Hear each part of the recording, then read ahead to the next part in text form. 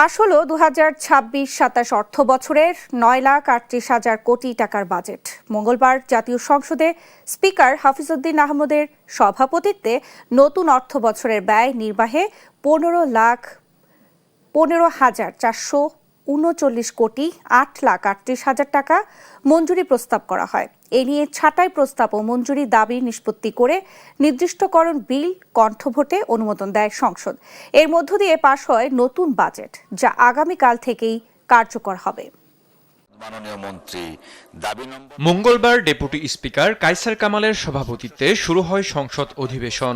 দিনের কার্যসূচি অনুযায়ী প্রথমে প্রশ্নোত্তর টেবিলে উপস্থাপন করা হয়, পরে বাজেটে প্রস্তাবিত দায়যুক্ত ব্যয় ছাড়া অন্যান্য ব্যয় সম্পর্কিত মঞ্জুরি দাবির উপর ভোট গ্রহণ শুরু হয়। যারা এই প্রস্তাবের পক্ষে আছেন তারা হ্যাঁ বলুন। দিনের দ্বিতীয় ভাগের অধিবেশনে সভাপতিত্ব করেন স্পিকার হাফিজউদ্দিন আহমদ। পর্যায়ক্রমে প্রতিটি মন্ত্রণালয়ের ব্যয় সম্পর্কিত মঞ্জুরি দাবি উত্থাপন, ছাঁটাই প্রস্তাব, মন্ত্রীর জবাব এবং কণ্ঠভোটের মাধ্যমে নাকচ প্রস্তাব নিষ্পত্তির মধ্য দিয়ে বাজেট পাশের প্রক্রিয়া ত্বরান্বিত হয়। আমার মনে হয় হ্যাঁ জয়যুক্ত হয়েছে। মোট 59টি মঞ্জুরি দাবির উপর দীর্ঘ আলোচনা হয়। এসব দাবির বিপরীতে 43 জন সংসদ সদস্য 1,343টি ছাঁটাই প্রস্তাবের নোটিশ দেন। এ পর্ব শেষে নির্দিষ্টকরণ বিল উত্থাপনের জন্য অর্থমন্ত্রীকে আহ্বান জানান স্পিকার হাফিজউদ্দিন আহমদ।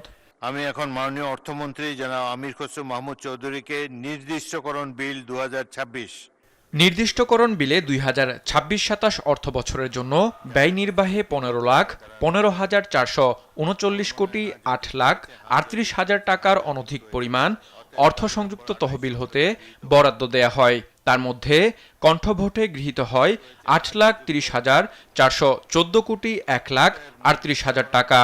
বাকি 6,85,025 কোটি 7 লাখ টাকা সংযুক্ত তহবিলের উপর দায় হিসেবে রাখা হয়েছে। অতএব দাবি নম্বর 56 সংসদে গৃহীত হলো। পরে অর্থমন্ত্রী আমির খসরু মাহমুদ চৌধুরী 9,38,000 কোটি টাকার বাজেট পাশের জন্য প্রস্তাব উপস্থাপন করেন। কণ্ঠভোটে নির্দিষ্টকরণ বিল পাশ হয়, যার মধ্য দিয়ে 9,38,000 কোটি টাকার বাজেট চূড়ান্ত রূপ লাভ করে।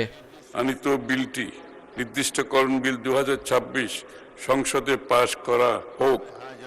1 জুলাই থেকে নতুন অর্থ বছরের বাজেট কার্যকর হবে। অতএব নির্দিষ্টকরণ বিল 2026 অবিলম্বে বিবেচনার জন্য গৃহীত হলো। আরাফাত ইসলাম, দেশ টিভি, ঢাকা। মাননীয় স্পিকার, আপনাকে ধন্যবাদ।